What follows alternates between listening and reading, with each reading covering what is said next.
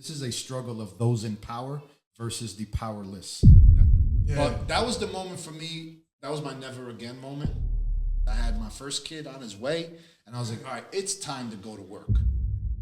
Welcome to Catch the Moment podcast. I am your host, David Tyree. It is caught by Tyree. That's a great catch by David Tyree.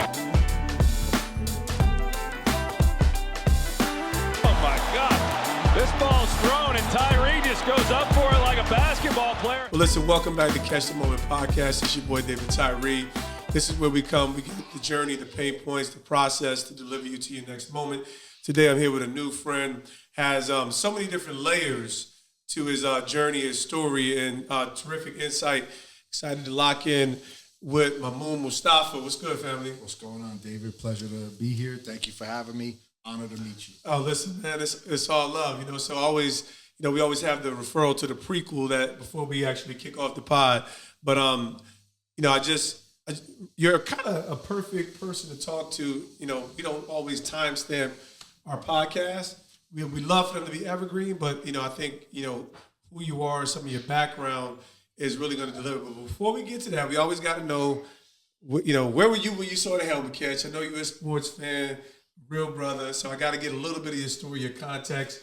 Where were you when you saw the helmet catch? What was your story? What was your memory of it? So I was in my boy Sharky's home in Little Falls. Okay. And he had just finished up his man cave, beautiful home theater. It was nice. Incredible, with a whole bunch of friends, and watched it on like a 150-inch screen TV. Oh, yeah, y'all was doing it. Oh, we were doing it. Yeah, y'all was doing it. In fact, you got a boy named Sharky. I already know you're the right kind of folk. Yeah, definitely. Definitely. Sharky's crib was the spot, and I was in his house, surrounded by a lot of Giant fans, and some others too, not all Giant fans. And that moment was just, it was almost surreal. I was like, did that just happen? First of all, did Eli get away from those defenders? It's nice to hear. It was two miracles in one play, bro, right? That was a miracle. Yeah, for sure. I was like, wait a minute. He just scrambled and got away. Yeah. And then to see, like, wait a minute. He caught that, and you see, like, Harrison just pulling on you. He was a tough defender. Tough dude. Listen, he made an amazing play. Tough dude. And it was just, wow. When you caught that ball, I kind of felt like it was just special the whole game. Yeah. Felt like, all right, this is our kind of game. Yeah. We really got a chance to win because we're playing our brand of football. No doubt. So that's what made me think we had a chance. But when that happened, I didn't even need to see Plaxico catch that last He knew it was over. Yeah, we all knew it was a wrap. Yes. Divine intervention. Oh, listen, man. And if anyone knows a lot of my story, that's why I tell. So it's a God moment, right? I did my thing, and I had a few opportunities to do my thing, but when your name is called, you got to seize your moment, man. So I definitely got to get into your background. So obviously, you're a Giants fan. Y'all was locked and loaded. But give me a little bit. We're gonna get into background. We're gonna get into this very present topic. But you're a real estate lawyer. One of the say if you're gonna be in business, and I know there's so many different areas of law. But if you're going to be in business, you need a good lawyer and a good accountant, right? So an essential element to any form of business provides law. So tell me a little bit about your journey growing up. Did you grow up in Jersey? Were you I know you have a Palestinian background, yes. But what was, and from the formative DNA, obviously what led you to your trajectory in law? Right. So I've lived here my whole entire life. What part? I was born in Jersey City. Okay, all right. I left. Well, Jersey, not the Jersey City we see today. Listen. Man. Even though it was the Heights, it wasn't that tough, but it still wasn't the Jersey City we see today. Nah, it was different. Ringside. It was 90s was different. So but I left Jersey City in 4th grade. But I still have it's just very nostalgic for me. I love Jersey City. Yeah. And then we moved to Passaic. Okay. And Passaic was, Passaic is what really shaped me. Got a little gritty, yeah. Passaic is where it was, man. Did you go to Passaic High? I played for Passaic High, played for Coach Marshall Greer. When you graduated? Graduated in 94. Oh, yeah. So, he was a baby, but, we played against Lawrence Booker. So, the running back, he was like an icon, a thick little joke. I graduated in 98. We played Passaic every year. Passaic was the team of the 80s. We were the team. With Ironhead, Ironhead was serious. And a lot of my friends, God rest his soul, Rashid Richardson was a all-state linebacker. He recently passed. He played for Rutgers too. Man, We were a powerhouse. I remember going into Catholic and giving them the beating. Yeah. This was when Group 4 was like Group 4. Group 4, played yeah. everybody. From my class, so you already know. That's it. I'm You from know, my you know the class, vibe. You know the vibe. It was serious. Passaic is really what shaped me and gave me my swag. It Dope. Passaic. Dope. I stayed in the state. I lived here my whole life. Went to Rutgers, New Brunswick for undergrad, Dope. Seton Hall, law school, and I'm still here and I love this state. Man, bro, you see, this is like everybody don't know. We got listeners from a little bit of everywhere, but mostly Jersey. You are real. That's real pedigree right there. So even when you talk about Rutgers, New Brunswick, Seton Hall, law, I mean, you that's creme de la creme even from a law perspective. So, tell me, obviously, when what was life like, right? So back in those days, even when you were an immigrant, I tell people assimilation is a real thing, right? Like, so it's kind of like back in the day, there was at least a perception of coming to America. So everybody wasn't flagging the same way. I think everybody had proud heritage, but we didn't know immigrants was immigrants in the same way. And I'm sure I'm not an immigrant. I'm African American, meaning like I'm descendant of a slave. But what was it like at that time? Was it tough being Palestinian back in the day? Did people even see it as, because Passaic was a bunch of minorities, especially at that time? So what was it like formative wise? And now when we're seeing so much national pride in the nation, period, in the last 15 years. Yeah, so a lot of people didn't know who were Palestinians. Yeah. Like they had no clue. I often got Pakistan. Like, no, Palestine. It's a little different. Like, we're in that region. It's close. It's not that close, but it's close enough. Wasn't clicking. It's not. But so a lot of people didn't know, but I'm very cultural. My father, God rest his soul, was like really adamant about me like growing up Palestinian. Dope. We love being Americans. Of I'm course. American. I was born and raised. Respect. But culture is so important. Like, It is. Our culture is everything to me. I went back there often. I would literally go back there in the summers, and when I was playing ball in high school, summer's important. That's just when you get in grind. shape. That's when you're getting in shape. So I would go back there. We really wasn't playing ball. Was having fun with my cousins. Yeah, a little and soccer stuff. maybe. Yeah. Not even That's that. not my sport. I can't do the soccer. I just don't have the footwork for the soccer. So I'd come back completely out of shape. But those summers like shaped and molded me as a Palestinian American. Yeah. And it was. I always talk to people about being Palestinian. So like, if you knew me when I was younger, I'm talking about high school, middle school, college, my college roommates. Everyone around me knew what Palestine was and where it was. Yeah.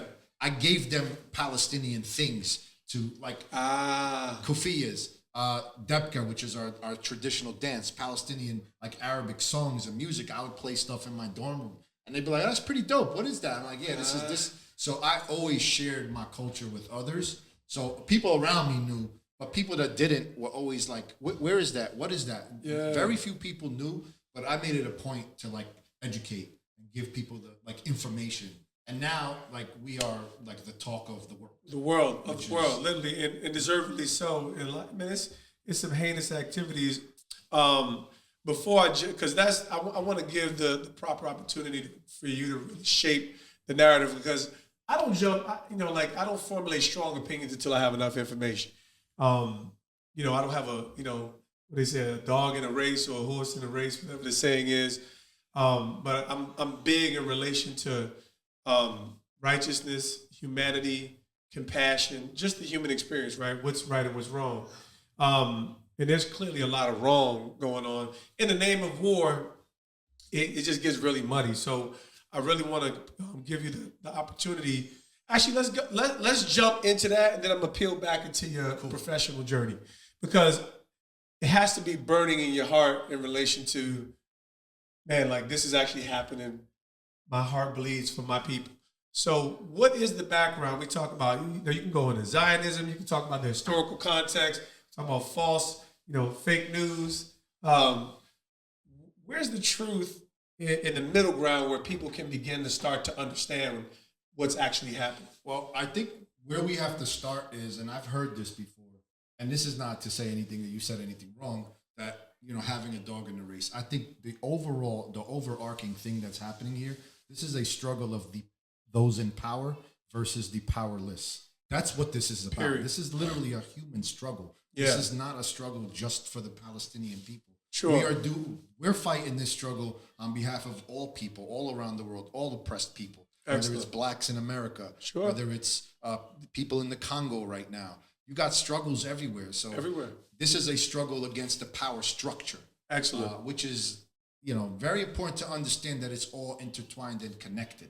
Well, that's where my biggest passion is. And I said, obviously being an African American in America, whereas I've never had harsh experience with racism, run-ins, skirmishes, and but understanding the history and the narrative, I said, it's very interesting because I said it's a dicey conversation for America, and I want to get back into what's going on in Palestine. But oppression is the real issue. The real issue is humans, right? The narrative that oppression fits in America is racism, right? And I think it happens everywhere, right? But I think when you talk about every issue is the power refusing to secede or consider, right, those who are lesser, and those who are in power oppressing those who have or would just look, hey man, how about let's exist, right? Because when you're giving power, powers should be given to serve others, empower others, equip others. And find, and that's just like I said, from a human experience. What's happening now is you have a country with unchecked power. There you go. And that's the state of Israel. It is an unchecked power, which is the most dangerous thing to, and even just individually, if you have unchecked power, a lot of times you will abuse that power. You will abuse it. You need to have some checks and balances. Every system needs that. Yeah. Unfortunately, the United Nations is supposed to be that system of checks and balances for like countries around the world. And it was set up to establish that check and balance. But what's the point if they can send a Security Council resolution or pass anything that just gets ignored? Yeah. And that's what's happening there. But the truth is this is a pretty simple conflict. Let's just say that. I mean, it is a genocide. It's not a war. Wars are fought between sovereign people, sovereign countries, sovereign nations. You have the Palestinian people who are, basically defenseless. Sure. And then you have the Israeli army, which is one of the strongest militaries in the world, not just the region, in the world. They're a nuclear power. You have people who are in government positions within Israel that are calling for complete destruction of a people. They're literally announcing, okay, first they said, not first, but this is just after October 7th, which there's so much more before October 7th that got us there, which we could talk about for days. But just quickly announcing that they're going to cut off the food, the water supply, fuel, and just electricity, just completely cutting 2.3 million people off, as if there's any justifiable grounds for that. There are none. Yeah. And then you have others like Netanyahu himself.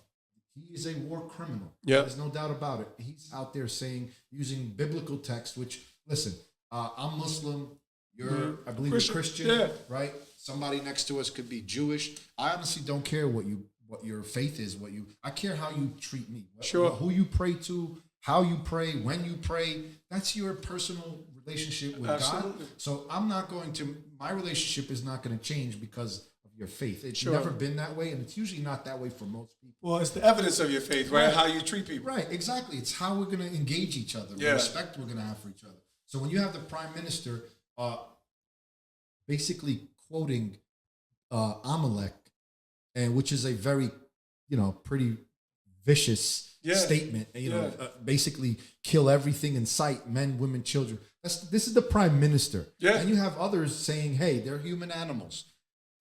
Like, you're talking about millions of people here. And then you have others in office basically saying, okay, you know what? We should consider a nuclear bomb on these people. And then you have elected officials in America, in Florida, when I forgot who it was that was giving a speech on the Senate floor and said, hey, how many more Palestinians have to be killed?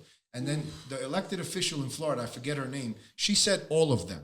That was her response. This is somebody in Congress. Imagine us or anyone saying that about people of the Jewish faith, for example. Of course. What kind of people are losing their careers and their jobs just for saying Israel is doing something wrong. Well, absolutely. Never mind, this has nothing to do with religion. Constant. This has nothing to do with religion. No. This is really nothing to, because all religions are peaceful. Yeah. And they teach people love and tolerance. The essence, yeah. In essence, and if it's properly understood and considered. But there's war, and I know religions speak about how to handle things in times of war and understand. There are rules of war. They are. And humans can't be considered collateral to war. No, innocent people are being called collateral. Well, I tell you, that's where there's civility, there's the prospect to consider the human experience. I said war is very, I'm gonna tell you in my understanding and mean like about real war. I mean like I know. Yeah, like because then there's the side of terrorism that there's no rules, right? So it's kind of like that's the issue, the merger between, and I'm not saying that this is a real you're not war. talking about this context. Yeah. So I know what you're saying. and I think that's the challenge is you have people groups with a cause that remove the prospect of real war, and it becomes at the expense of actually real compassionate humans, right? And that not just Hamas, like within the United States, domestic terrorists. Nelson Mandela was considered a terrorist. There you go.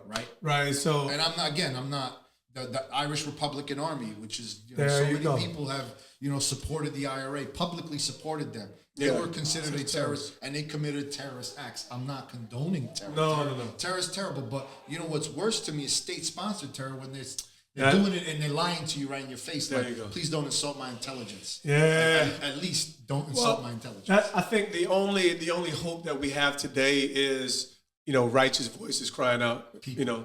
And I think that's really the way where things will churn. Is like unless the people, right? And I said that's the sad part of our democracy is it relies on educated people, and that's the sad state of America today, right? Like meaning we are so moved by propaganda. Quote unquote trusted traditional media sources, and even social media is like there's uninformed opinions, right? And then there's informed. I'm uninformed on the topic, but I do know what right is. I do know what wrong is. I do know that there's a center ground that people have to grab hold of in relation to what's best, what's true, and how do you mitigate and find solutions that actually preserve people, like really preserve people groups where they feel like they have an advocate. So man. Appreciate you for number one, speaking your heart and speaking your piece on it because it's so layered. It's like it's so layered that people won't know how to start to actually be an informed advocate. You just out there bobbling head, and that doesn't serve. It's pretty dangerous to be out there talking about stuff if you're really uninformed, right? But if you are uninformed, even on that level, you can just literally look at the pictures and the videos and say, "Wait, that's wrong." It's wrong. That's it. You don't even need to know. And that's kind of where that's where when I've tuned in, I'm like, man, this is heinous, right? And like I said, there's the first layer where clearly there's the colonial aspect of Israel, which I'm very. Then there's there's generations of misunderstood tensions, but like I said, this probably starts at 100 years ago, right? That's like pretty much. So yeah, Yes. so and I think it's good for people to have something to grab hold on, to anchor your argument, to anchor your seed of compassion. And what's key for us is that we're able to talk about it. It's always been like a cloud hanging over this subject. Sure. Where you got to be careful what you say. Yeah. I know you've felt that before. Oh, sure. You got to be careful because you might get, people lose their jobs. Oh, sure. People lose their careers. Man, this is cancel Kyrie culture. Irving, what Kyrie I mean? Irving, yeah. I love Kyrie, by the way. I He's saw a him. hero. Now, tell me the name of the head guard because I saw him on one of the interviews again. Kofia. That's right. Kofia? Yeah, the Kofia. Excellent. Okay. So what I wanted to say is, conversation is critically important. It is. And what's happened of late, and I'll just give you a personal example. I live in Wayne, and the Wayne Board of Education a couple of weeks ago, they had a hearing. They have their hearings every month or twice a month. Yeah. And there were parents and a rabbi that went in there and said, "Hey, the Wayne Board of Education has to do something about political speech in the schools." And what is the political speech? It was children wearing Free Palestine shirts and the Palestinian flag on their shirts and on their emojis and whatnot. Yeah. So they attacked that as intimidating. They claimed that it was intimidating. And so I appeared in the Wayne Board of Education this past Thursday to discuss that topic and to explain that they absolutely Well, first of all, it's well settled law. This isn't even like debatable. Yeah. This is a Supreme Court case after Vietnam. It was called Tinker, where kids wore armbands, black armbands. Yeah. And as a protest to the Vietnam War, which was obviously was an unjust war. Yep. And so the Supreme Court already held, hey, political speech is protected free speech.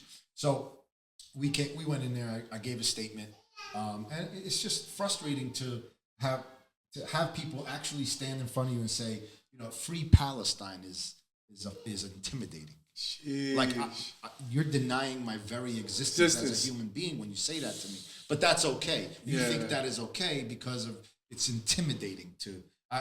Look, what are you? My argument or my presentation was, what are you teaching your children about Palestinians for them to feel intimidated?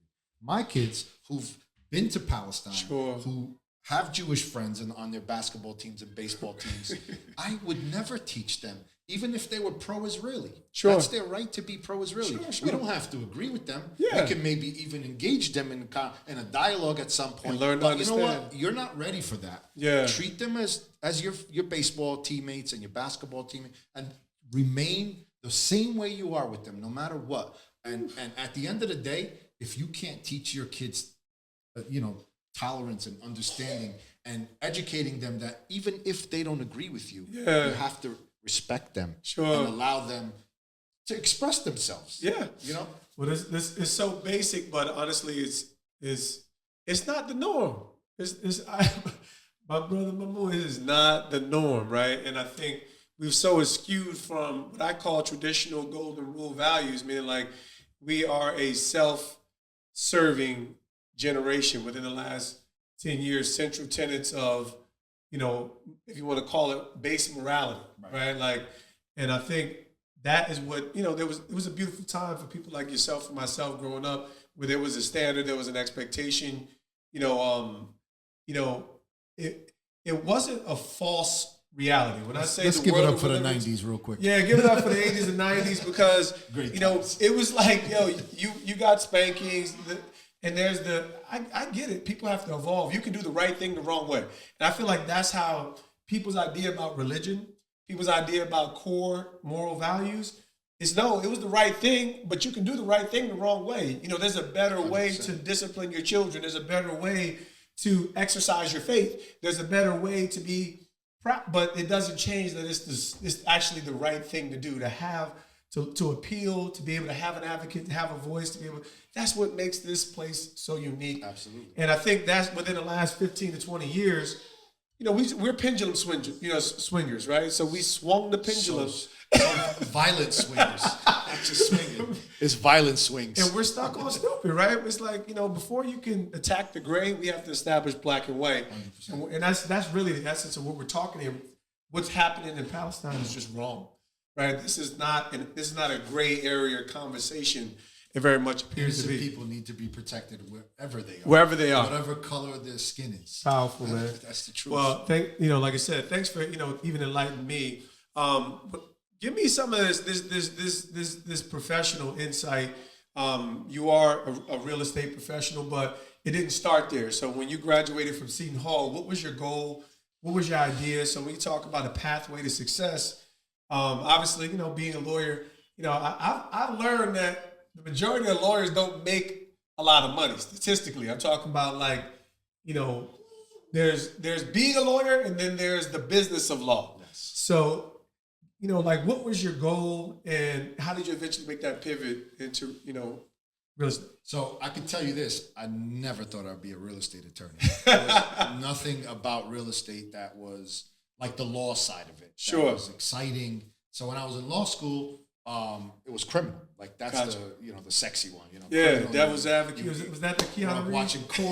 Watching all these different movies like OJ trial in the 90s. All the different stuff that you've seen, even with court TV. It's exciting. It's so in law school, I thought, all right, I want to do criminal defense. Then I got a job with a criminal defense firm, a federal criminal defense firm in Newark, and.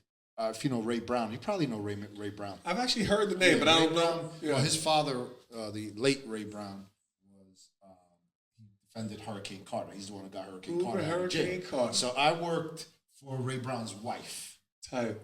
She was great, and I learned a lot. And my first case, I remember it like yesterday. She put me in a conference room, was like, here's your first case.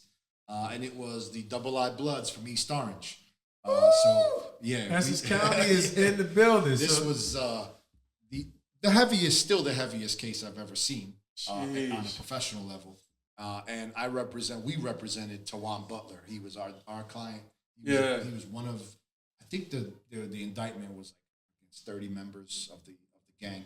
And he was the leader of the gang. He was the leader. He was the leader. And my first visit with him was at the county jail, because the county jail used to house federal inmates pending, locating them into a federal prison. Yeah. So they were in the county. I went and visited him there. It was a pretty, nerve-wracking experience. That's what I was about to ask you, bro. Yeah. I mean, like, this is like a real deal. First official case that you dealing with leader of the blood. But that's where the Passaic came back. Okay. The city came back. So I'm an urban kid. Yeah. So the connection. Most of my friends were black growing up. Yeah. So I was a hip hop head. Like, I could talk hip hop with you. This is beautiful. I could talk sneaker culture with you. I could talk, anything you want. Folks don't get it. It's beautiful. So he picked up on that quickly. Yeah. And the tension was like, it came down for me. Sure.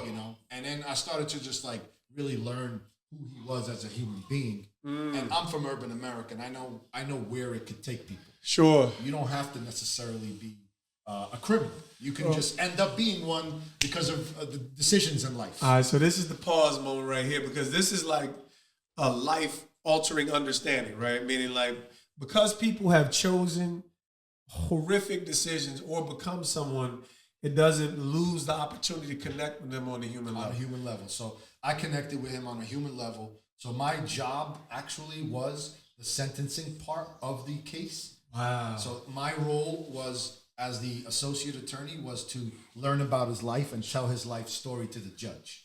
So that's what I did. I actually helped create, we actually did a video, a sentencing video. So you do sentencing memos. Sure. And we also added a video with photos and videos of him playing football and literally dicing through the other players in Pop Warner football. Yeah. Like, he was a great athlete. He was a great student. I learned a lot about him. Sure. And there was like a deep connection. Man, that's so powerful. So it was heavy. Yeah. It was heavy. All right, so that's so. I gotta get into the psyche, because that's once you learn of someone. And like I said, I'm the Essex County kid. I was arrested twice before high school. Dumb stuff. We all make stole mistakes. a car, and I tell people, part of it was poor decision making. Part of it is just the pathway to acceptance. Like, when you're in his teenage years, you want to be cool. You're trying to find your way. You want to be cool. And there's consequences. So I'm also not disconnected from the reality that there's consequences to those mistakes and decisions, because I like to separate the two. Some of them mistakes, and there's an ignorance, and some of them I know exactly what I was doing. And I think it's important to kind of understand, so we don't create a false compassion in where there's no accountability, because stakes can become high really quick. But at the same time, people have their whole life in front of them, right? Until they don't, or there's the lack of redemptive. And it's like I said, people either want to close the coffin on you immediately, or you can look down and create the avenue of compassion and see what's the pathway to redemption. And I feel like there's room for both. There's room for accountability, and whatever that it starts there. You first have to accept, even in the legal system, you first have to accept responsibility. Mm-hmm. That's number one. Mm-hmm. They don't even allow you to plead guilty in the courts without saying, you know what, I did it. And it's literally, it's called the factual basis. You have to put a factual basis on the record of your crime. Sure. So you start there. And then it should be after that, okay, how do we fix this? How do we prevent this from happening again? Yeah. Not just for him, for the people around him, and for others. Excellent. That's so good for you to hear. Now, in that experience, I mean, like, was that something that made you say, man, how long can I do this? So, and how did you eventually find Here's where I really struggled. So I'm unfortunately, not myself personally, for me, but family-wise, have had victims to the streets. My cousin, who was one of my best friends growing up, was murdered in 1997 on March 30th. I remember it like yesterday. March 30th, 1997. Yep. I had just turned 21 5 days earlier. This was like my boy, and he was murdered. So the streets are ugly. Yeah, so I didn't want to like feel a certain way because I know, I'm dealing with somebody who committed some pretty horrific crimes in front of me, and I have a relationship with him, and I care for him. Yeah. So it was really heavy to like care for, and I know he probably, although he never admitted to, like killing anyone. Yeah. The chance he did. Yeah. It was like indirectly responsible for it. So he caused pain on others the way I've felt pain, and I've seen my aunt and his sisters, and see the pain that they went through, what death does to people. Yeah. So it was like I was caught in the middle of that. Yeah. And so luckily for me, I was able to say, you know what, I'm gonna go out on my own. And I had enough of working for someone. How old were you at that point? And because that's a bold move, like like I said, especially because there's the growth side, but running your own business is still running your own business, even as a lawyer, right? So even if you have a skill set, doesn't make you a good entrepreneur. So obviously, big bold step. And what was that pivot like, and who was essential in helping you kind of navigate that well? What were the tools that you had in the toolkit? So I can just tell you, I learned a lot from my dad, God rest his soul. Yeah, my dad was an entrepreneur, came to this country with zero education. Like literally, my dad never sat in a classroom in his entire life. Wow. Yeah, like he taught himself how to read. He taught himself how to read and write, like basic. He wasn't like advanced in English. Sure. Taught himself here. My dad was the true success story, and he was just one of those really passionate men about being successful, being like a man's man. He was like a man's man, It's okay. It's okay to grunt around here, bro. I'm like, we boy dog central up here. Absolutely. So he instilled that in me. He instilled like the ethics. He instilled all the hard work. He pushed me to go to law school where at a time, so I didn't go right into law school. I graduated from Rutgers and I worked in a Wall Street investment bank firm. And it was just not me. Like that wasn't me. It was the rat race. I was in front of a computer. Wall Street, it was just not a good space. And I left that. I literally left that after 9/11. I was done. I was like, I can't go back there. I can't. I just wasn't happy. And I took a year or so off, and I worked in retail. I just didn't know what I was going to do. And then I took the LSATs with my college roommate. And then, funny that he's a judge now. My boy John, hung out with him, partied with him, did a lot of stuff with him. John, I see him, and he's like, hey, man, I just finished my first year of law school. I said, what?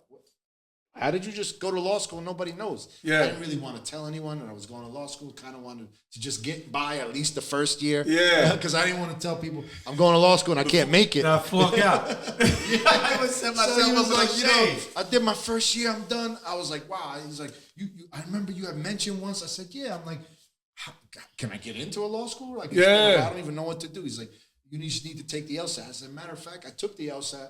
My boy Julio, and it's just sitting there. How long do those straight up? How long does that test? I love this. How long does that test? Like the results are good for? He's like, oh, they're good for like I think he said 2 or 3 years. He said, I could help you get into Seton Hall. There's a minority student program called the Leo program. Nice. That you can get in because you're a minority student. And hey, I went to EOF in Rutgers. Yeah. And Leo in Seton Hall. I got in, and I was like, my dad was like, hey, listen, because my older brother was like, hey, changed careers like 600 times already. You can't go become an attorney and change careers. It's a disaster. Yeah. The opportunity cost of going to law school, you're not going to be working, you're not going to be making money. Yeah. And you're going to have all this debt. You better make sure. So I was like a little nervous about doing it. My dad sat me down and was like, you ready to do this? I got your back. Like straight up. Yeah, bro. I got your back. Life-giving, man. Yeah, like, yo, go do this. I want you to do this. Because he always wanted one of his children to be a doctor or a lawyer. Like, of course. So, but what did Dad do? Because he obviously laid a foundation for you guys, gave you all the tools. How did he make himself? Because obviously, it's life-changing when a stable man, formative man in your life, says, yo, I got your back. Yeah. And most men, even still to this day, are lacking some of that. That's bringing them to greater places of success or stability. So what did he do? And obviously I know he paved the foundation for you guys to build even better for your generation. So he started selling like literally door to door. Selling that's so hard. Curtains, man, bedspreads, sheets, pillowcases and things like that. Bro. And then he turned that into a small little mini warehouse in Union City. Yeah. And he turned that into real estate. My dad owned a 60 unit in Journal Square. Oh. On Magnolia Avenue. He owned it. My dad owned an 8 unit in Union City, a 6 unit in the Heights, and a 3-family in the Heights, all at the same time. God bless. And he beautiful. Got sick, he got a little sick. I was still a little boy. My older brother was still just like in high school in Dickinson. Yeah. And he sold everything, just like retired. He retired early though. He retired early. He retired in his 50s. God bless him though. Retired in his 50s. What's going on, everybody? This is David Tyree, Super Bowl 42 champion, owner of DT3 Enterprises, where you get the truth, transparency, and transformation. Listen, are you looking to increase your brand's visibility? Are you looking to partner with an iconic platform, business owners such as myself? Look no further. We want to give you a unique opportunity for your business, for your brand to partner with Mr. Helmet Catch himself and catch your next moment. If you're excited about the opportunity, make sure you contact us at davidtyree85.com. That's so, like, it's beautiful. I tell people, there's a simple side of entrepreneurship, especially in the past when things weren't as laced with so many. Now we're in a data-centric world, right? Of course. But there's a simple side to it. It's like, man, if you could just be a faithful steward, you learn by doing. And it sounds like Pops was just astute, hardworking, diligent. He saw opportunity. One thing that he had was vision. He was very, very knowledgeable. Very he just would predict stuff, and he was always right. It was just you don't even know it at the time when he tells you like this is what you should do or this is what's going to happen, and then you'd be like, man, how did he know that? Bro, he had that kind of skill. There's so much game. Bro. There's so much game. And he was like, go to law school, do it. I got your back. You don't have to worry about money. I still worked because I still had that entrepreneurial. I needed to be independent. You're a man, I didn't want to be like, Dad, can I get $100 for sneakers? And I'm a grown ass man. Yeah. It's not a good look. So I still work. I literally worked in Radio Shack and sold phones and electronics on the weekends while I was in law school. Timestamp, Radio Shack, let's go. People coming in to get the battery, I'm flipping them a phone. Let's go. I'm like, all right, listen, I'm going to give you a phone right now. Because that's how we made money. We sold phones in that place. That's beautiful. So make the money. Radio Shack made the money on the batteries. Yeah. Made the money on the cell phone. On the cell phone? Yeah, well, hey, listen, this is a time when most people didn't have cell phones. So no, it's true. They'll come in and they'll be like, hey, listen, can I offer you a cell phone and make $50, $60 selling somebody a cell phone? So it helped me pay for my lunches, pay for parking, stuff like that. Right. So after law school, I worked there in Newark, and then I was like, all right, it's time to go out on my own. So my dad was one, and I just remembered the question. Yeah. My dad was one. My boy John, who again is the judge. Yeah. Now he was like, hey, listen, I got a desk right here in my office if you want to just come, just start like figuring out, because I don't know anything in the law except criminal. Yeah. Federal criminal. Like nobody's coming to me with a federal criminal defense case at that time. I don't have that kind of experience. Sure. That's big money. That's big time. So they're going to the heavier attorneys that of have course. experience. Have so I wasn't going to get any business doing federal criminal defense. So I started doing like landlord tenant. Yeah. And then 2 months into me working side by side with John, sure. John's like, hey, I got a prosecutor gig from the city of Patterson. They want me to work for the town. Okay. And he's like, I think I'm going to take it. I said, oh yeah, you got to do what's right for you. He's like, but if I take it, you can't work in the city of Patterson. But our office was in Patterson. Yeah. So I'm like, that doesn't make sense for me. I can't go to Patterson Municipal Court because now you're a prosecutor there and we can't be in the same office. So that's what kind of pushed me to, all right, now it's time to go out on my own. Wow, okay. I went out on my own. This is in 2008, and that was tough. Damn, right after the freaking markets crash, bro. Yeah. I started in 2008 when real estate was at its lowest. That's the lowest? Yeah, it was terrible. So I didn't do real estate, though. I did whatever came in the door, so to speak. Oh, I love it, bro. that grit, listen, whatever it takes to feed the family. It was tough, but I mean, I knew the criminal stuff.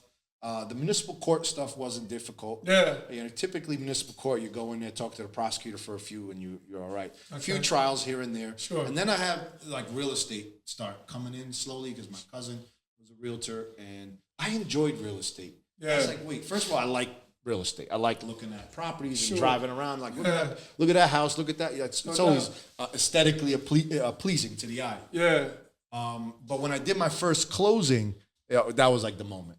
I was like, I finally found like some happiness in what I do. Whereas the other stuff is more, it's kind of misery. Yeah, no, it's real. Yeah. I mean, when you're part of somebody's home, that's a monumental moment.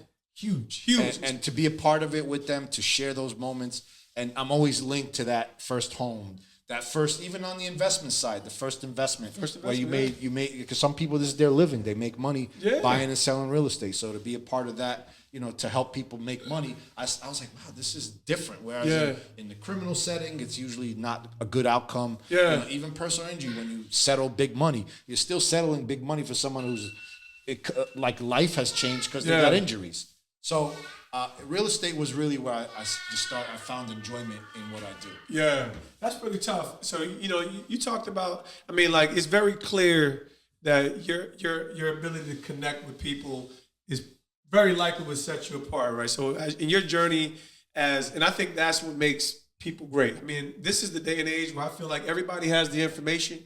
It's going to be unique people that are going to be the most successful.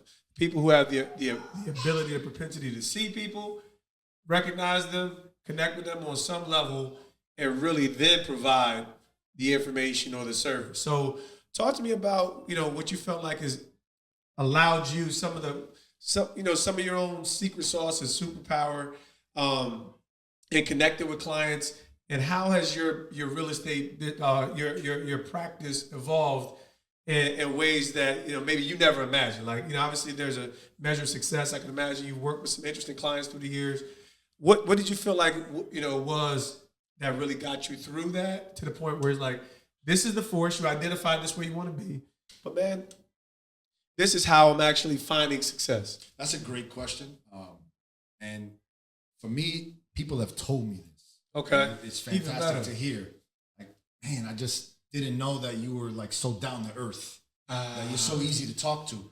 I don't want anyone to feel like I'm their attorney when I get on the phone with them in our first initial consultation. Yeah. Although I want them to know that, hey, I got your back. Sure. You don't have to worry about this contract. I will make sure that nothing's going to go wrong for you. Excellent. I'm going to protect you in this transaction. I know it's the biggest transaction in life. There's a lot of anxiety. There's a lot of money on the line.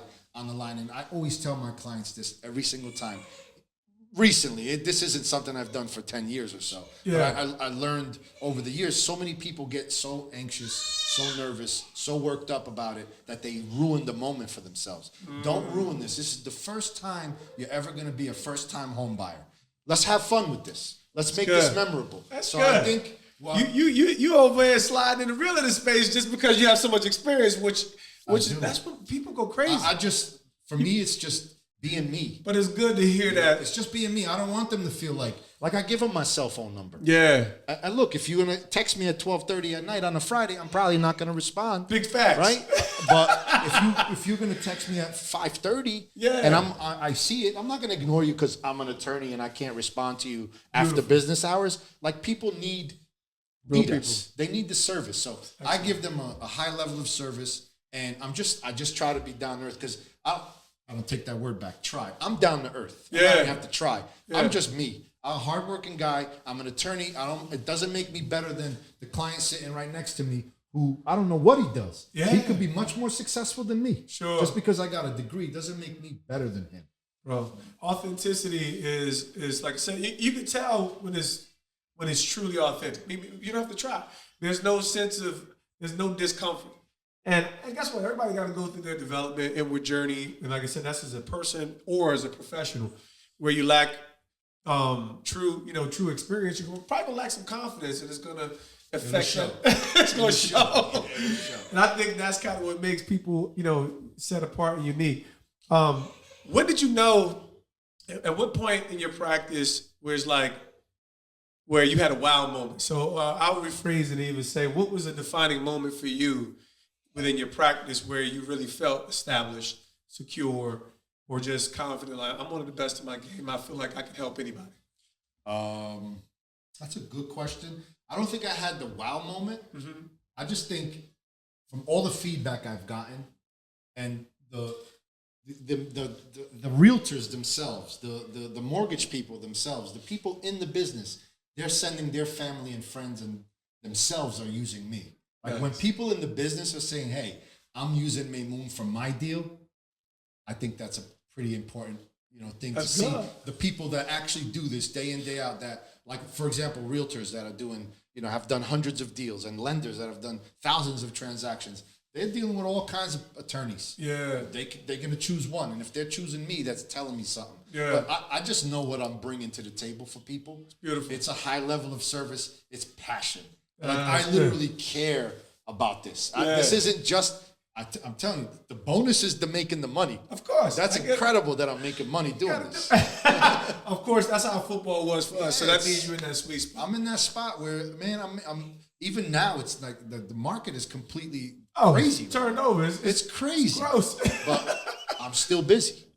Yeah, bless. God's blessing me. God's shining His light on me. All I could do, and I've said this all the time, what I could control, I've done that. I've taken control of what I can do, and I leave the rest to God. Bro, and the combination is beautiful when it works. Man, I tell people that's a big part of the human experience, like control the controllables, right? Like if you have a sense of purpose about your life, about your job, this is not about, because there's the marriage of our personal life and our work life, right? If either one is unhinged, no good. Work gives every person. I can't go to work when things at home aren't right. And I think struggle. We struggle with it, right? Yeah. And like I said, the man in us says we got to go to work, but there's a sense of lack of peace. So it's so wonderful to hear you say that, because there will be moments where you can't control certain things for a client, for our wives, for our family, for our I can't control this circumstance. I've been there plenty. So, all right. So I'm gonna give you to arrive at places where you have a certain measure of experience and credibility. It's not a straight, and you've kind of gone through some of the ebbs and flows. But what was the most painful moment for you, personally or professionally? I mean, like where it was a deep soul searching moment, where maybe you felt like you was about to be crushed in this moment. Where how did you navigate that? What is your go-to? Some people talk about the mental health side of it. We're still human at the end of the day, and these painful moments come to us, whether it's in starting a new business, raising a family. What has been yours? But you was like, I don't even know if I'm internally. You got those whispers. I'm not even sure if I'm built for this. Do you ever have those moments? I have. So I could say, I don't remember the year exactly, but it was probably around 2007 or so. I was broke. It was ugly. Mm-hmm.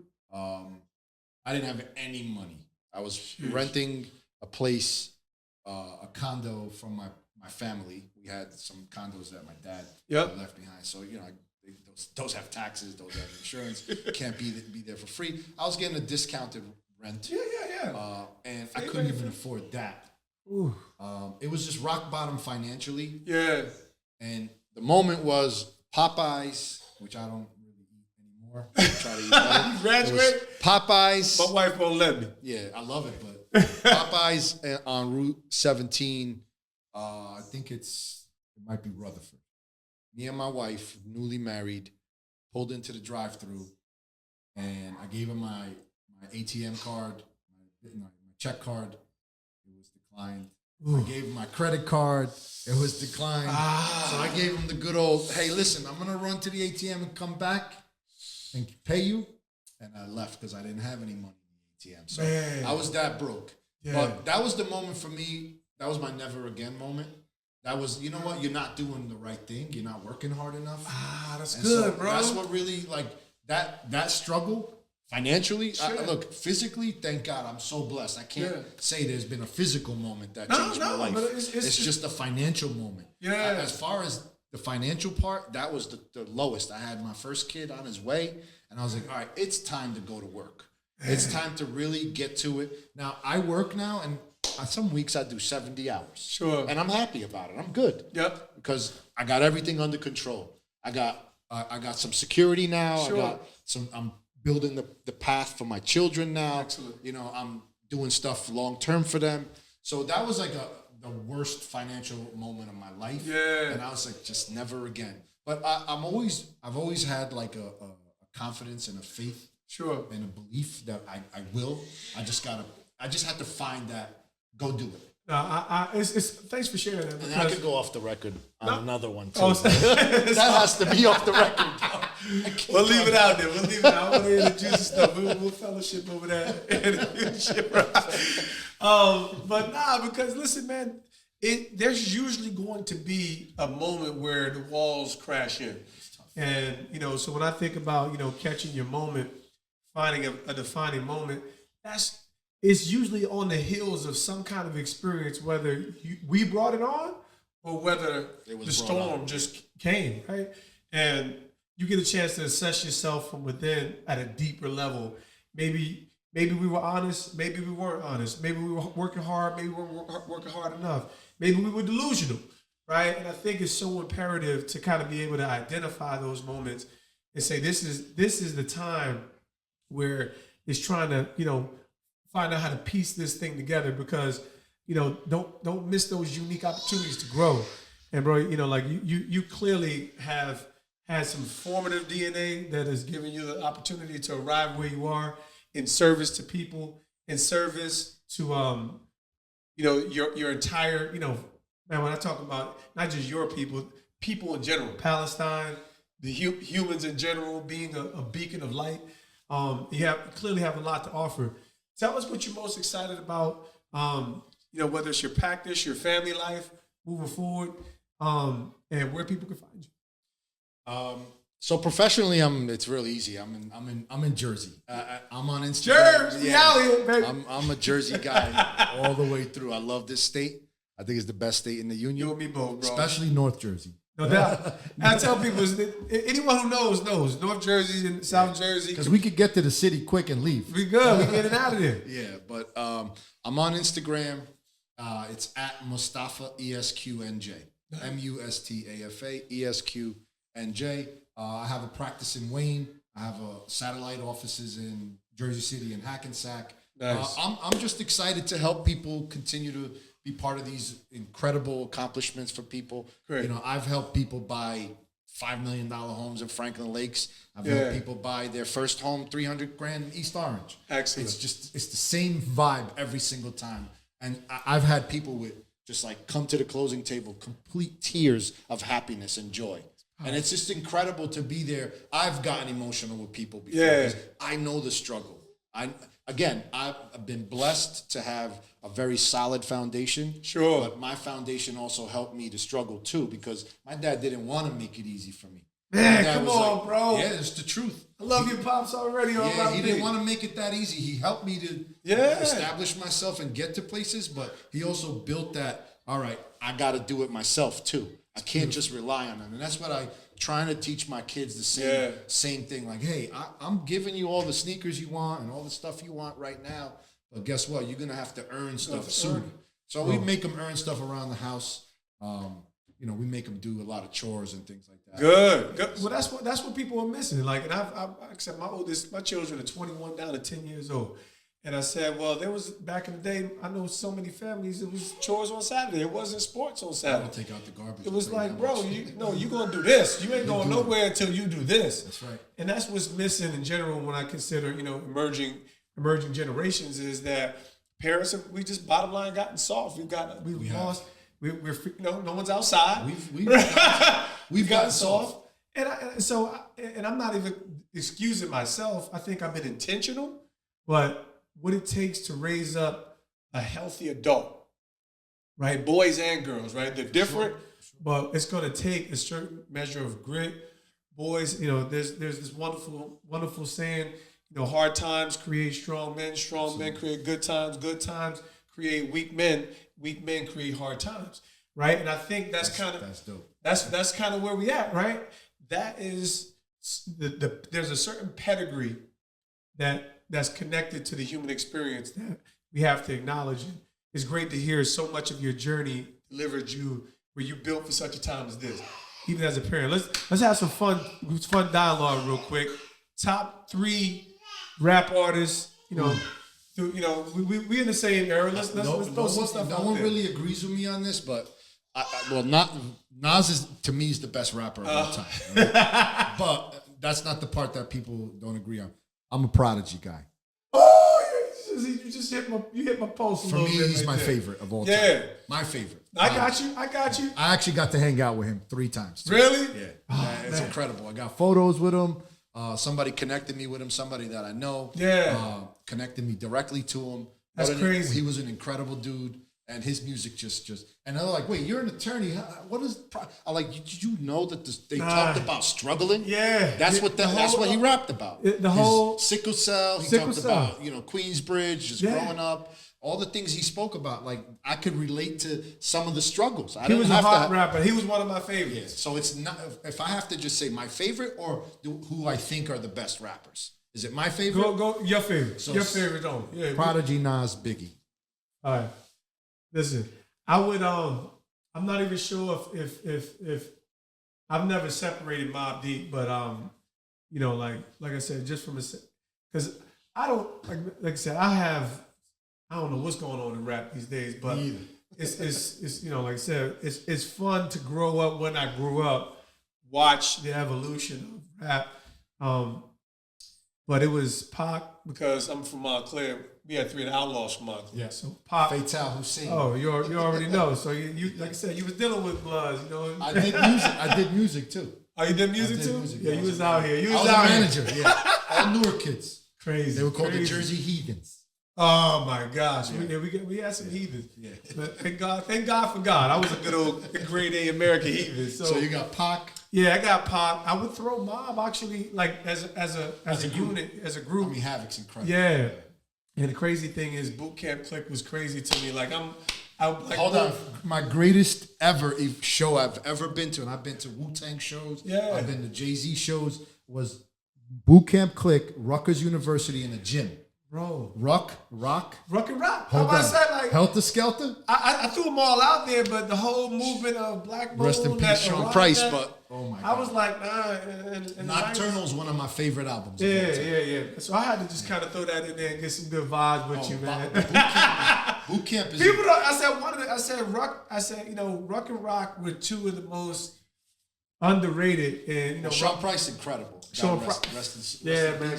Sean Price was incredible. R.I.P. Even the OGC was good. Like Sterling Wonder. Crazy, yeah. Sterling Wonder was awesome. Man. He was incredible. The floor. Skoshka. Oh yeah. Nah. I'm telling you, that night at that gym was me and my college roommates, and the whole boot camp showed up in a van. They came out of a van, just straight smoked out, and just went on stage and just killed it. Out of control. Killed it. Like I said, it took every bit of Christ to pull me out of the haze and think of my wild life. But when it comes to, like I said, what a time to be alive, born 1980 and progressing through Jersey. And this time, it was like... One of my good friends is Joel Ortiz. I'm sure you know Joel Ortiz. I've heard of him. Like I said. Great rapper. We were actually talking about, and we may not want to put, I don't want to That's all good. trouble, We just vibing. We'll figure it out. Joel, I was texting him the other day. I was like, Drake would probably be like an average rapper in the 90s. Oh, yeah. He might not even be able to hang. He might have to sing. Because we had too much testosterone. And don't get me wrong, we had R&B, but R&B was for R&B. R&B was good. And R&B was banging, right? It's like, it's great. But and I respect, like I said, I still observe and evaluate, even though I don't really participate in much hip hop. But I'm like, the dude is definitely all time, even when it comes to Drake and all that stuff. I'm like, bro, it was just the versatility, from the Andre 3000s and all that. It was just an amazing time of the evolution. Of course, New York had a stronghold, and that's deservedly so. But even the evolution from Outkast the South was emerging in the late 90s. It was Scarface always Scarface was always up there. And the West, we all loved the West. We all loved it. NWA. They had a stronghold. Like they were great. Dre and Snoop. Even Digital Underground. Like I loved Humpty. Oh, I loved it. Humpty was great. Yeah, Humpty was the man. So it was just an amazing time to be alive, where it was like, man, and like I said, we still had a sense. Like, our parents wasn't with it like that, right? So it was kind of like, we had our little form of rebellion as young kids, and rap was kind of born. I said, the reason why I don't lean in heavy, because I'm like, my kids will never get indoctrinated with this crap. Like, I know that they're going to enjoy their music, but I'm going to give them shape and context, because I understand, like, you become what you behold, number one. Yeah. and garbage in, garbage out. Yeah. Right? So I'm protective I of let my them kids. hear like Trap Called Quest and stuff. Absolutely. I'm not listening to any mob in And the so car. I love where we're at from a standpoint of accountability. I think our generation is fashioned to be able to lead people soberly. So even when we talk about Palestine, it's like, nah, man, like there's a sense of virtue that was emerging. Like Generation X, we were a little beat up, a little fractured, had divorced families. Everybody kind of grew up with something different going on. The African American, like I never saw racism at the rate that others did, right? But I'm connected to the experience, of course. right? I'm connected to it. So yeah, like I said, being an athlete, I was privileged. Being an athlete, the bottom line was being an athlete, I was privileged in ways that could have also hindered you. That's what we're looking at with the modern day athlete. Like, bro, you're disconnected from reality. Reality's not right. It's not so it's like growing up at that time was such a special reality because, our parents weren't completely disconnected from hardship in a way where they had a value system that was at least basic, even if they were hypocrites. Like I tell people all the time, it's like, nah, that was a hypocritical, you can look at the 60s and what happened coming out of Vietnam. They eschewed the traditional American values because America was a hypocrite. Mm-hmm. So, even Christianity is like, nah, this ain't no Christian country. No, man, it's a religious country type. It's not a Christian country. Right. So it's like, nah, we kind of got all this stuff all mixed and matched, but it was a country that had values. That I said it's a miraculous infrastructure of the democracy.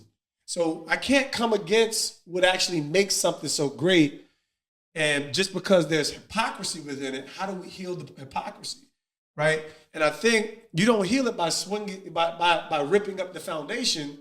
You heal it by having difficult conversations. Absolutely. And coming to a general consensus. You have to talk. Yeah, you got to talk, right? Like, is there a better way? And hopefully we have enough sobriety of mind to conclude that there is a better way, even if we can't agree on every single thing. You don't have to always agree.